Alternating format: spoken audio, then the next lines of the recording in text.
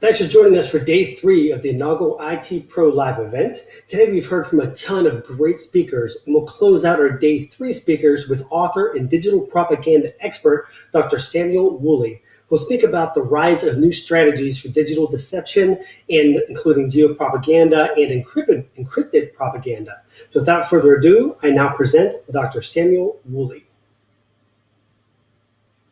Hi, everyone. Thanks for having me. As Justin said, my name is Sam Woolley. I am a researcher and an author. My most recent book is The Reality Game: How the Next Wave of Technology Will Break the Truth and What We Can Do About It. So that book and my work tends to think about the ways in which propaganda, the manipulation of public opinion over social media, and basically the use of new tools in attempts to manipulate political conversations, commercial conversations, all these sorts of things, the ways in which they're progressing, and also what we can do about it. So what are the solutions to these things? And today we're going to get into both of those topics. So what are the biggest problems? What are the newest problems? And also what are the solutions to these issues? I myself am a professor at the University of Texas at Austin. Before that, I was at the University of Oxford, where I was the research director of the Computational Propaganda project. So I've been studying the use of social media and other technologies for the manipulation of public opinion for about 10 years now. And it's been a wild ride, let me tell you, especially with 2016, with Brexit, with the US election, and then moving into now to 2020 and the use of all sorts of different types of technology in attempts to manipulate public opinion in a variety of different ways.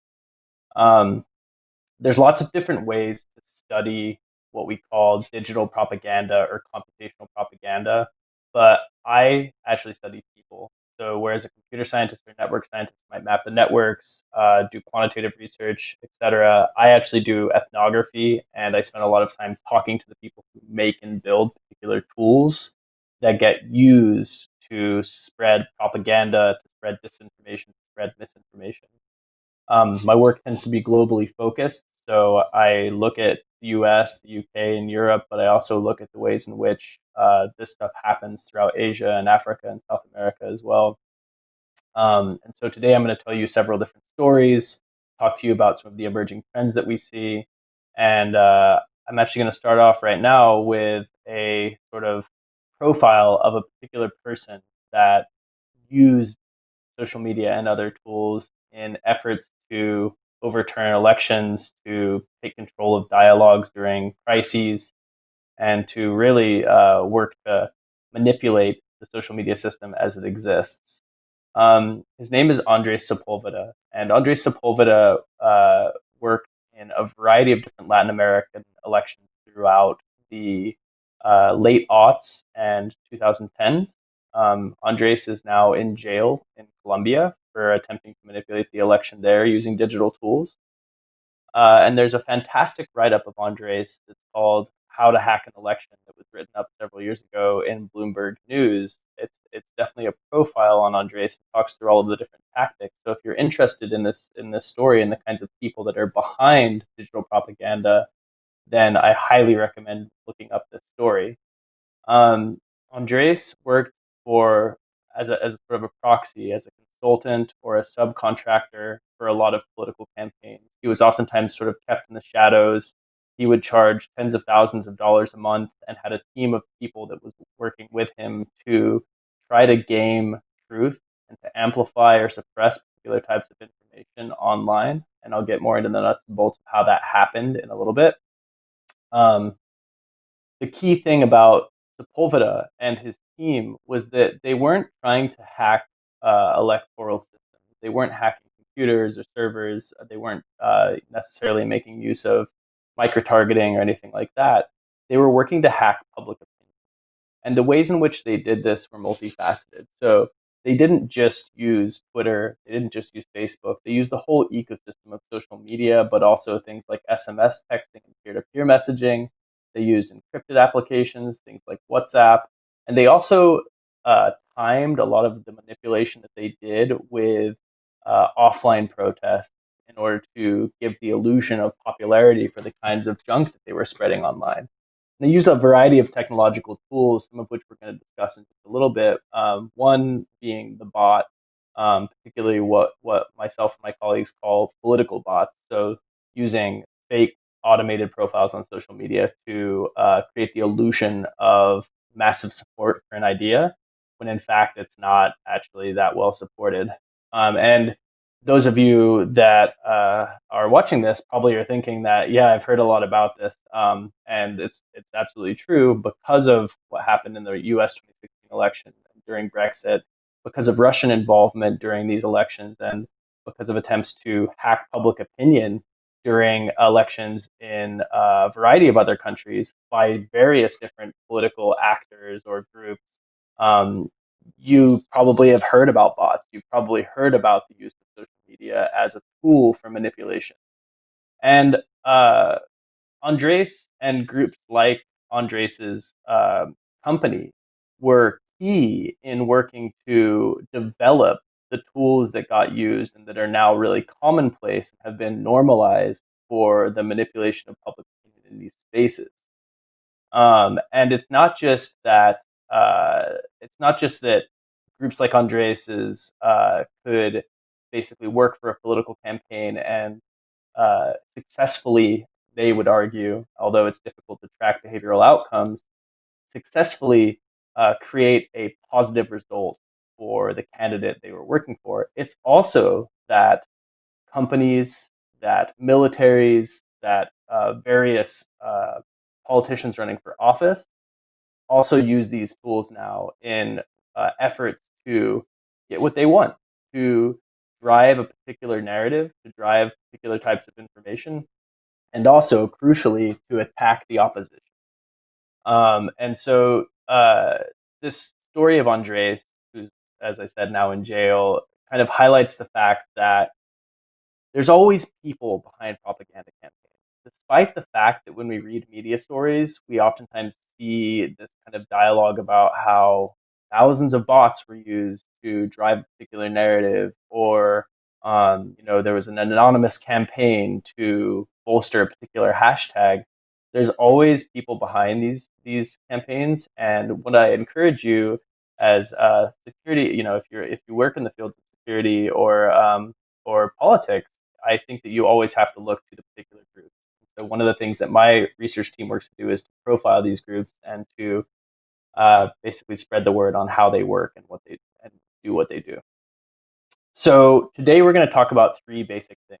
So first of all, I'm going to define a few key terms for you that get used in and around digital propaganda. Then I'm going to talk to you, and this is going to be most of the talk, about the next wave of digital propaganda and digital manipulation. What's happening right now? Like in 2016, if we were really concerned about bots and about that kind of manipulation, or about seeding and fertilizing of particular ideas in order to create apathy by foreign governments, then what are we worried about now? What's on the cutting edge? And then finally, I'm going to end with some solutions. So it's not all going to be doom and gloom. It's not all going to be the terrible stuff. We're going to talk through three types of solutions and what regular people can do. And I think that's a really important thing to address, because oftentimes most of the media that we see out there on this stuff is just very negative, but there are lots of people that are fighting back already. So you've heard me mention the term computational propaganda and sort of use it interchangeably with digital propaganda. And computational propaganda is actually the term that I tend to use most often when I think about the ways in which social media and other tools get used to game the truth. Computational propaganda is basically defined as the use of automation and algorithms in attempts to manipulate public opinion. And computational propaganda derives from a long history of propaganda that's been around since arguably human civilization. You're probably thinking propaganda is nothing new. The Greeks and Romans used it. It was used throughout the Middle Ages and the Renaissance. And indeed, with the invention of the printing press and things, we've seen propaganda be in the eye of the beholder. Even more recently, in the broadcast era, propaganda was a huge topic of concern. You had people like Herman and Chomsky talking about the ways in which broadcast media and journalism were controlled by corporate entities in some ways, shapes, and forms, and used to basically reify the messages that those companies wanted them to. But with the advent of the internet, with the rise of the network world, uh, we've all heard the story about how anyone can be a journalist. Well, it's also true in some ways that anyone can be a propagandist because everyone can create information online.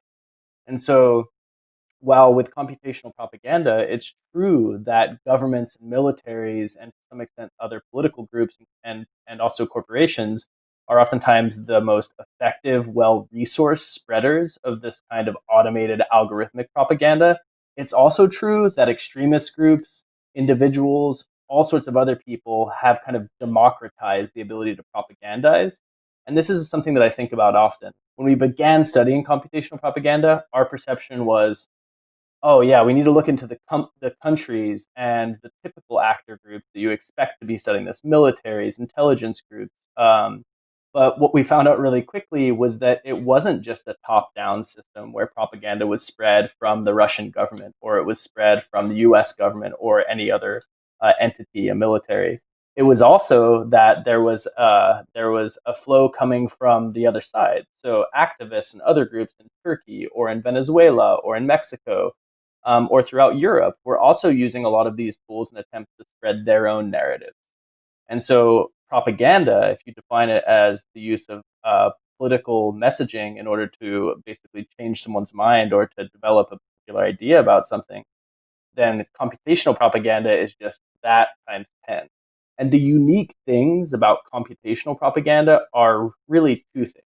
One, automation. So the use of bots and other tools in order to massively amplify or suppress particular types of content, that didn't exist before. You could drop a bunch of leaflets over Yemen or Syria out of a helicopter giving pro-democracy propaganda, but you weren't able to computationally enhance the dropping of those leaflets necessarily. That's what computational propaganda does. So, you have one person that can control 10,000 accounts on Twitter, and effectively use them in a variety of different ways, a couple of which I'm going to get into. And you might be assuming that sometimes the assumption is that like it's people that get tricked by bots and there's this conversation going on, but I'm here to tell you that that's not how the manipulation tends to happen most of the time. Another key concept that's derived from some of my work in the Reality Game book and elsewhere is this idea of manufacturing consensus. And some of you might have heard of the term manufacturing consent.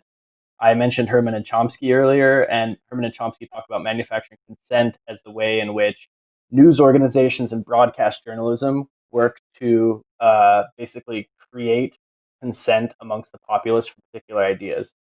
So my new idea is a riff on Chomsky and Herman's work, which is this manufacturing consensus idea, which is using social media and bots and lots of other inorganic activity, even human-driven activity, to create the illusion of consensus. So to create the illusion of popularity for a particular political candidate or a particular idea. And then it's a really cyclical thing, right? Because journalists are still involved. So are tech companies. So are regular people. What will end up happening is that someone will seed and fertilize particular ideas. They'll get a bunch of bots together. They will amplify an idea. That idea may or may not go viral. If they get lucky and it does go viral, then what ends up happening a lot of the times is journalists pick the story up and they say, hey, look, let's listen to this thing. Let's talk about the fact that, for instance, David Hogg, the well-known sort of public speaker and anti-gun activist, let's talk about how right after the Parkland shooting, there was the number one trending video on YouTube was a video about David Hogg being a character actor. Well, what was all that all about? Why was that all over social media? And the media reifies and resupports and curates that video. And in fact, the video, when we looked into the data on YouTube, was massively pushed by automated accounts and was basically being used to trick the algorithm that created trends on that site. And so then you have journalists reporting on it. You have social media companies who constantly claim to not be the arbiters of truth, also basically curating that information and supplying it to people through their trends. And what you end up having is a whole lot of nothing. It's a controversy that came out of thin air, intended to defame someone speaking out about a particular idea. So you've got computational propaganda, you've got manufacturing consensus, and there's a really great early example of this. In fact, some of my colleagues, back when I was doing my PhD at the University of Washington, were thinking through this stuff in the early stages during the Arab Spring. And during the Arab Spring, you had a lot of uprisings throughout North Africa and the Middle East. You had lots of people discontented with their governments, and you had a lot of those folks using social media as the crucial tool for communication and organization. And I'm sure most of you can remember back to the time when, during the Arab Spring and even during the Occupy movement and the Umbrella movement, the Umbrella movement in Asia, lots of these other social movements, there was a conversation about the ways in which social media was the savior of democracy. Lots of people wrote articles about how it was going to streamline information. And this isn't uncommon. Like whenever new media, new IT comms technology comes about, it's oftentimes talked about as if it's like some kind of utopian tool. This happened with the creation of the book with the printing press. It happened with television and radio, and now it's happened with the internet. But we're out of the honeymoon phase. So while during the Arab Spring, uh, Facebook, YouTube, Twitter were absolutely core tools used to organize and communicate, some of my colleagues and our team at the University of Washington found that these same tools were beginning to be used to control people in the Middle East, particularly in countries like Syria and Egypt and Tunisia. In Syria, Bashar al-Assad's government figured out that because people were using Twitter in particular to communicate and organize via particular hashtags. So, say for instance, they were using a hashtag Aleppo uprising or something like that.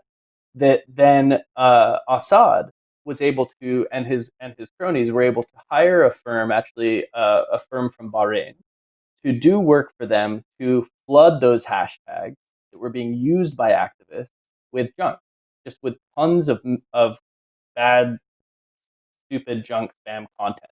And a lot of it was pictures of like soccer stadiums, it was pictures of beaches, it was just stuff drawn from Google Images, like random photos. And the goal was to jam up the communications channels that people were using to communicate with just garbage. Recently, you might have seen that people were using the black square in solidarity with the Black Lives Matter movement. They were replacing their profile pictures with this black square. Well, lots of people also spoke out and said, hey, if you're going to post a black square on Instagram, don't use hashtag Black Lives Matter, because you're effectively blocking the communication channel that people are using to organize these protests. What I'm talking about in Syria is the same thing, but done with the intent for control. So it was the Syrian government actually using these bot accounts and other human-led accounts to jam up the communications between the activists. And it effectively also had, like, another outcome, which was that it made people really worried and frightened about the fact that it seemed like someone was trying to game the conversations. And this kind of, what we call in academia, a chilling effect, or like a spiral of silence that's created by a particular use of media, is a really damning and damaging way to use media in attempts to get journalists to stop reporting on stuff, activists to stop using particular communication channels. And in countries like Syria that have limited and controlled media systems, when people stop using social media, when people stop using the tools, these other new tools that they have to communicate, they basically are silenced effectively, and the international community can't hear what they have to say. And that's a real big problem. So I've mentioned bots several times. And bot, simply put, as most of you probably know, is just an automated software program used online. There's been a lot of frightening talk about bots, but bots are ubiquitous. They create over 50%, according to a report from Encapsula a while back, 50% of all web traffic. They get used to scrape the internet for particular kinds of information, parse particular kinds of information. What my research focuses on when we look at bots in particular is social bots or chat bots. So bots that have a communication capacity. They can spread particular types of information through social media channels. And those of you that remember way back to the late 90s, IRC, Internet Relay Chat, there was bots there. There's bots on Reddit. There's bots across the internet that get used to have social functions. If you have a smartphone, Siri and Alexa are basically considered phone-based versions of bots. They can be digital helpers. But the thing is that these same tools that can be used to help people, make calendar, to schedule events on their calendar or to ask what the weather looks like, can also be used and programmed to mimic and manipulate people by mimicking real people. So these accounts actually can effectively look like a person, be used to communicate real topics. And so you're all probably familiar by now with Twitter bots, what used to be called Twitter eggs.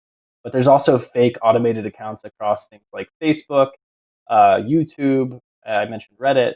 And we're talking about accounts in the millions and millions nowadays. On Twitter, for instance, conservative estimates suggest that around 8% of traffic on Twitter is automated. But more realistically, most researchers tend to think it's somewhere around 15 to 20%. On Facebook, it tends to be guessed at around 3 to 5% because Facebook has a really robust real name policy. You can't be anonymous necessarily on Facebook. We tend to think it's a bit more than that. But think about the fact that over 2 billion people are on Facebook. 3 to 5% is actually a lot of accounts. And so we call politically oriented social bots, we call them political bots. Really simple. And they get used, again, to amplify and suppress particular kinds of information. They get used to extend particular views of people that use them. But increasingly, because of robust detection systems, because of what happened in 2016 with Brexit, with the US election, with a variety of other elections around the world, there's been an increased effort by social media companies to work to detect and delete and get rid of bot accounts, but also to detect and delete what we call inorganic content. And there's been some success in this regard, and so a lot of what I call in my book dumb bots are actually getting deleted. These are the bots that are just like built to try to game the algorithm. They don't actually talk to people very often. Because of that, computational propaganda is becoming more sophisticated.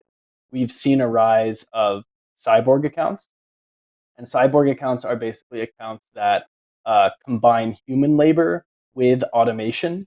So the bot will be used as a honeypot. It will be used to troll, I should say, not troll, for particular kinds of interaction with people, and then to get those people to engage. And once the people engage, the human steps.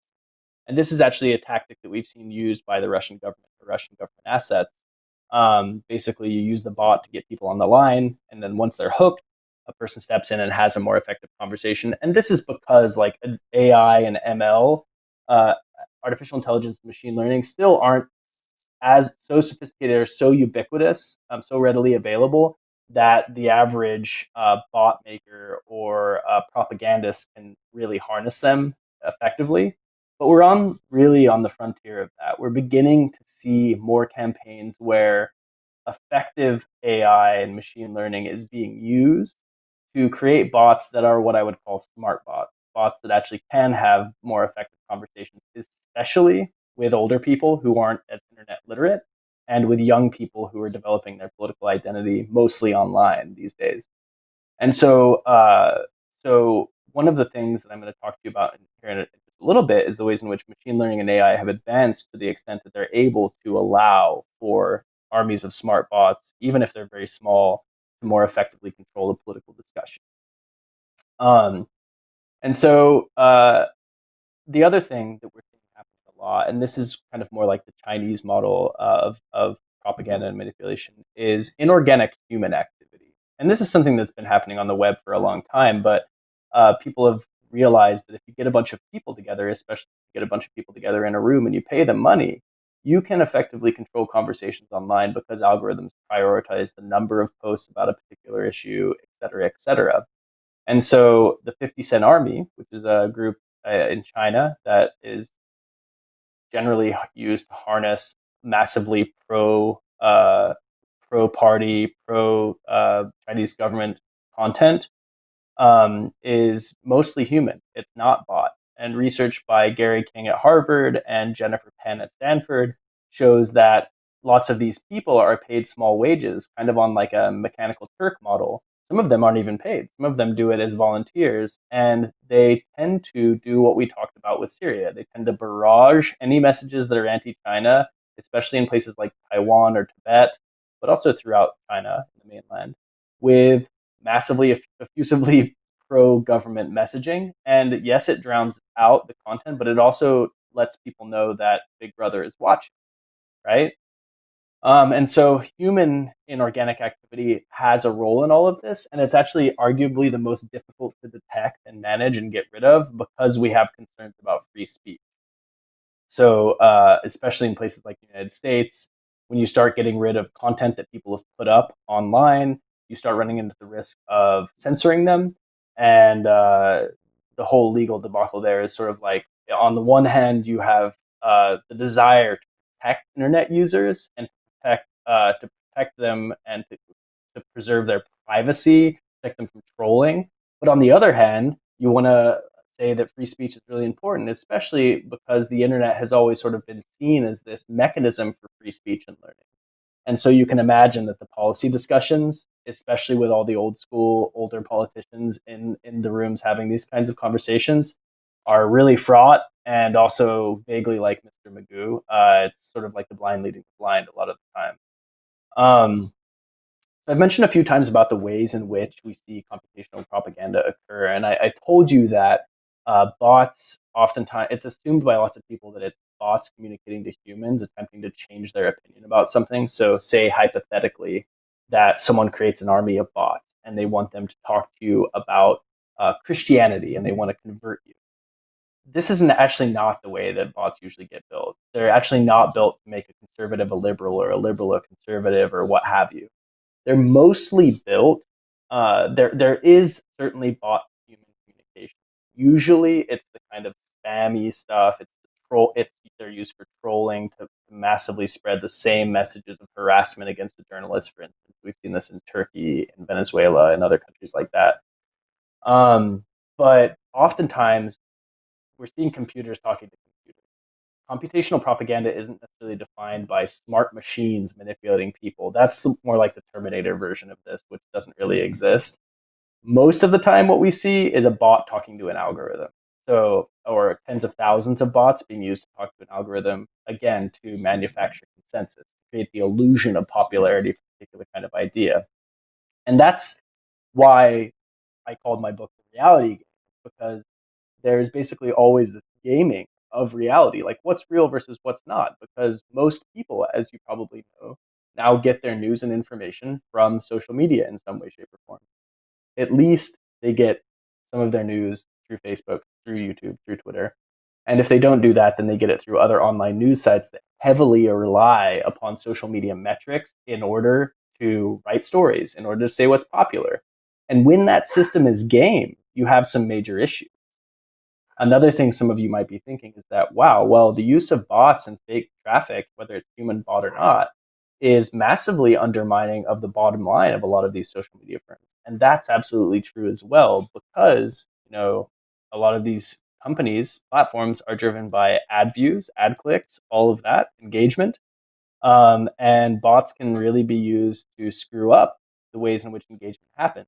So what happens when the amount of eyeballs on the page are actually like mostly automated versus being human? You have some problems there. There's a number of different kinds of bots. There are political bots, I should say. There's a number of different kinds of political bots. One is follower bots. Follower bots are the most basic kind of bots that get used. We still see them on Twitter and Facebook. There's always stories popping up about XYZ politician or celebrity having thousands and thousands of fake followers that they seem to have bought from somewhere. And so what we see with follower bots is that they're just used to increase what we call vanity metrics. So you've probably seen stories about the fact that Donald Trump has over 50% fake followers, and so does Barack Obama and a lot of these. Well, anyone that's famous online tends to get quite a lot of fake followers.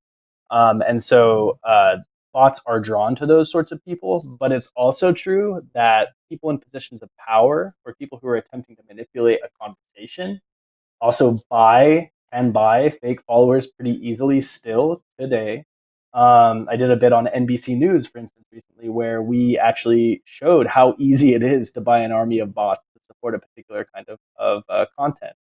And they use these follower bots to increase the illusion that they're very popular online. The second kind of bot is a roadblock bot. A roadblock bot is the exact kind of bot we were talking about with Syria. They get used to jam up comms surrounding a particular hashtag or a particular event or a particular conversation. The third kind is a trollbot, and trollbots are more active. They communicate more with people. And there's a great report that some colleagues of mine wrote a few years ago called State-Sponsored Trolling. And you can read about state-sponsored trolling online. But what happened with this so-called state-sponsored trolling was that oftentimes governments would make use of social media and make use of bots in particular, but also human armies to troll any opposition. They would attack particular journalists that they disagreed with. They would attack activists, the opposition, and my colleagues detail it in great they detail it in great detail. They go through it in great detail, and they talk all about the ways in which these troll bots got used to amplify attacks against people in order to silence them, in order to effectively let them know that, hey, someone with the capacity to create a massive bot army is really trolling you, and maybe it's time to be offline for a little while. And when this is when it's a journalist, when it's someone that's working to preserve democracy, that gets kicked offline because of this, especially in countries like Turkey or Venezuela or India, but also increasingly in the United States, the UK, and elsewhere. This is a huge problem, a really, really big problem. The final kind of bot I'll talk about, but there's lots of kind of political bot I'll talk about, and that is sleeper bots. Sleeper bots are accounts that were created on Twitter or on Facebook or YouTube years ago that get sold and activated during particular events. And because they have a longer history, because they've been on Twitter since, say, 2010, and they've regularly tweeted seemingly human activity, they are really effective at spreading propaganda because they have this illusion of being real. And so the detection algorithm on a site like Twitter doesn't see them as being bots. And it's important to say that a lot of the time, a lot of these political bot devices that get used don't get used to actually spread content like every minute or every second like they used to. So there was conversation of you could easily track them because they were just spreading it all the time. Now they're on way more sophisticated time schedules. And any of you who know just a bit about coding and any of you who have built a bot know that it's not that difficult to build it to be on a time schedule that's, say, every 15 minutes they're posting from a particular corpus of information. And so bots, the jury is still out on whether or not computational propaganda and bots have particular effects at the voting booth, so whether or not they change people's voting behavior. But it's certainly the case that bots have controlled information flows, or rather, I should say that people have used these accounts to control information flows. So when I was at Oxford, one of the studies we did was on Brexit, and it was called, the article is called "Bots Stronger in Brexit." And in that article, 1% of the sampled accounts, the accounts that we gathered, which were gathered based upon particular conversations, use of particular hashtags associated with either leave or stay, 1% of the sampled accounts, which were all highly automated, accounted for 1/3 of all messages about Brexit on Twitter in the lead up to the first vote. Let me say that one more time. 1% of all the accounts we sampled, those of which were very highly automated, accounted for 1/3 of all of the conversation about Brexit. And the majority of what they were spreading was pro-leave messages. And so what you had there was a seeming mass of people talking about pro-leave content, and they were built to look like people throughout Northern England and places like that. And so you had newspapers picking this up and saying there's a huge groundswell of people that support this. And so what we think, the hypothesis is that a lot of the time this creates a bandwagon effect. People actually think, oh, there is more support for this, or the ideas that I have that might be kind of xenophobic or isolationist are actually supported by lots of other people. And so it's validating psychologically in a lot of ways. And so one of the things I mentioned is the sort of transition from dumb bots to smart bots. And so in the reality game, one of the things I discuss is machine learning and AI and the ways in which they're progressing.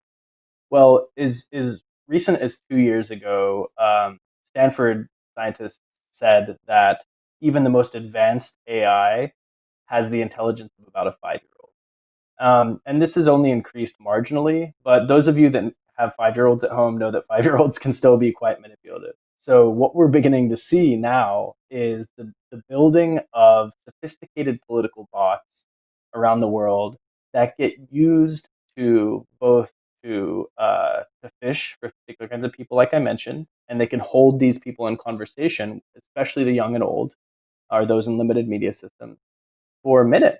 Whereas before you could figure it out in just basically 2 lines of conversation, these bots can actually effectively get people to argue with them. They're basically built to get people to bang their heads against the wall. And they're not necessarily designed to make people change their mind so much as they're being designed to create apathy, to make people angry, to stir up polarization. So that's a really crucial point here. There's an assumption, again, that like the bots or computational propaganda is a crucial tool for changing people's minds or maybe getting them to vote a way they didn't vote, even in the case of Brexit, when in fact, a lot of the time what it's doing is making them stay home and not vote. It's making them think that the political system is broken. Whether or not that's correct, it's certainly subjective. The bots are driving that kind of manipulation. And this is something that the Russian government in their manipulation campaigns have known for a long time, since the Cold War and arguably before that, that if you get your opponent to be apathetic or to be highly polarized, then you've effectively won the communication offensive. We've also seen a transition away from the use of just written text, which a lot of bots tend to use, towards video. And so some of you have probably heard about deep fakes and cheap fakes. And there's been some use of deep fake video, which is AI edited video that makes it look like someone's saying or doing something they've never said or done. There's been examples, for instance, that comedians have made of Obama, like cursing and talking about Donald Trump. There's also been examples created by Belgian activist groups making it look like Donald Trump said something he never said or did about climate change. But most of the tricky kinds of video and the manipulation we see now is actually what my colleagues have called cheap fakes. So Joan Donovan's done work on the fact that most of the videos that we see circulating online are actually really facilely edited with iMovie or something, and that they still manage to go viral. So you might be thinking, for instance, of the video of Nancy Pelosi that was slowed down to make her seem as if she was drunk. Lots of those kinds of videos have surfaced and circulated. Even recently, the Team Trump and Fox News circulated a video selectively edited about the protests in Seattle where it was itself a cheap fake. Another vector of interest, and something that I discuss a lot in the recent book, is VR and AR. Some of you might know, you probably do, that the 5 largest technology firms in the world are investing tens of billions of dollars into VR and AR. And the CEO of Apple said that he expects that VR and AR will replace the smartphone by sometime around 2030. And so a bit of fuel for thought, and you can explore this more in the book. What happens when computational propaganda moves to VR? As a colleague of mine said to me over and over and over again, when I worked in Palo Alto, the body has no metric for fake. You might be able to see it or hear it, but when you start to feel it and when you start to be immersed in fakeness, when you start to be immersed in propaganda, it's a lot more potent. So what happens when white supremacist groups start using this kind of content? In the talk description, you'll have seen that one of the things that are points of concern are things like geopropaganda and encrypted propaganda. Encrypted propaganda and geopropaganda are basically terms that my lab has come up with to describe a couple new phenomena.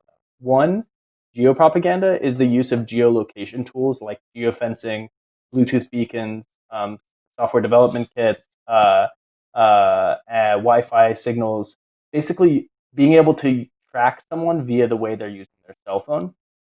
So if they have Bluetooth turned on, you can track whether or not they're going to church or to the gun range or to the abortion clinic. And you can use that information then to back your way into micro-targeting them. And we've been talking recently to a lot of folks who have used Bluetooth beacons and geofencing in order to track people who are doing various things and then target them online or to create lookalike audiences of them online. You can read a recent piece that my colleague Katie Joseph and I wrote in Foreign Affairs called "Privacy." Something along the lines of "Privacy was an issue in the United States politics long before COVID," and we detail geo-propaganda there in Foreign Affairs to a large extent.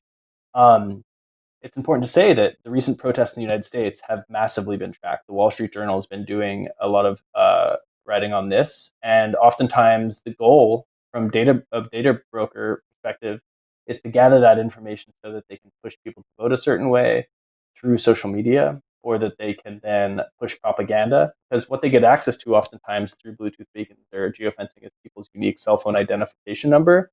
But through basically cross-data analysis, you can find people's cell phones, their emails, their social media accounts, and then really target them even more effectively. In fact, a recent politician here in the United States put Bluetooth beacons in their campaign yard signs. So there's a big tradition here in the US of using campaign yard signs. He put basically these little radio transmitters inside of the yard sign that would track anyone that walked by. And so began to know who was in those in particular neighborhoods and then build profiles of them and decide how they were going to vote and why. With the rise of contact tracing and coronavirus, geopropaganda only looks to become more and more of a problem in countries like Russia and China, but also Israel, the United States, countries throughout Europe. There is emergency rules that have been created to use contact tracing, which is basically the same kind of thing. It's using geofencing or a variety of other types of mechanisms to track where people are and when. And so as this becomes more normalized for coronavirus, one of the fears we have is because of the lack of ethics about the way this stuff gets used, that it will in the future be used massively for political propaganda to gather and build really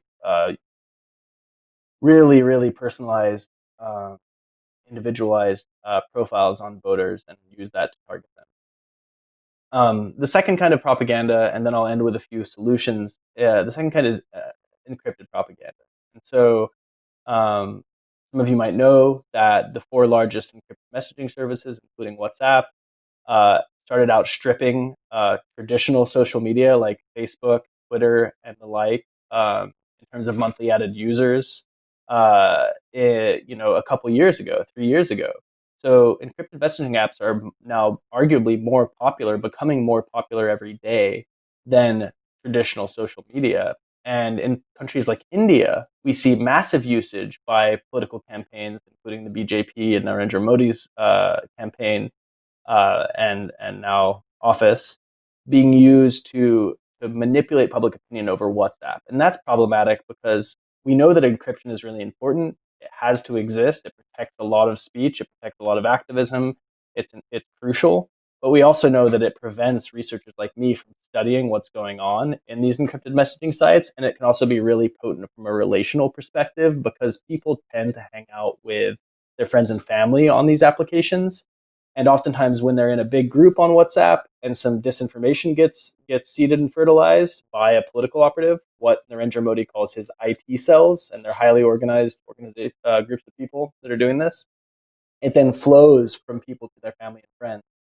And when you get information from your family and friends, it's all the more potent.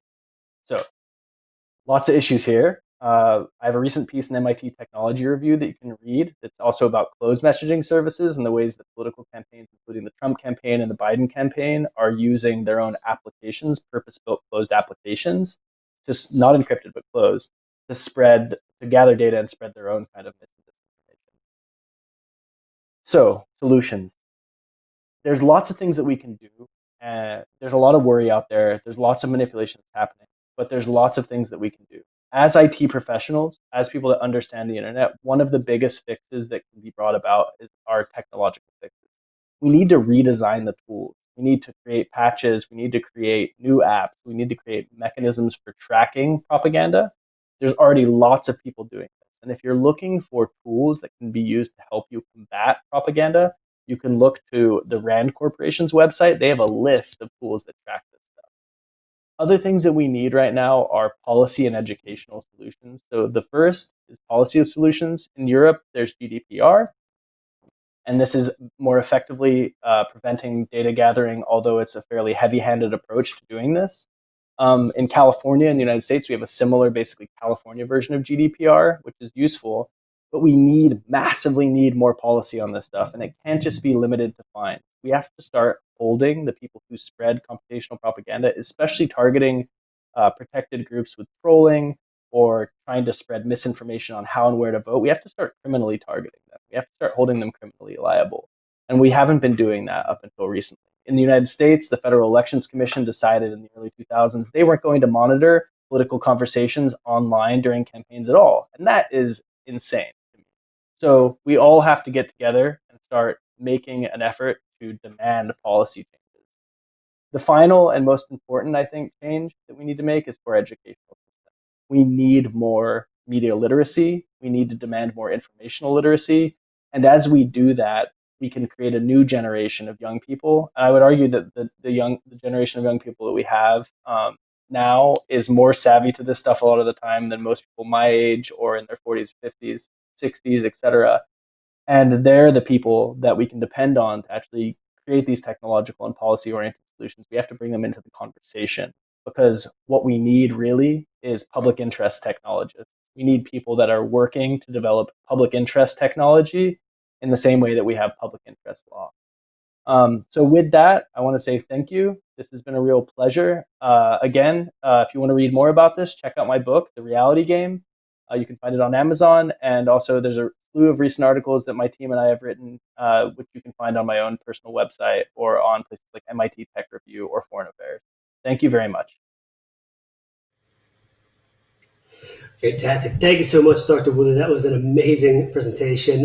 Definitely learned a lot more about digital propaganda than I ever thought I would, and I'm somewhat scared right now. So thank you so much for all of that. And thank all of you for joining us today on day 3 of the ITPro live event for 2020. Today we covered a ton of information on security in the new age and beyond, including threat vectors and things of that nature. I would also like to thank all of our knowledgeable speakers and panelists for joining us and sharing all of their insights on security and the IT world in general.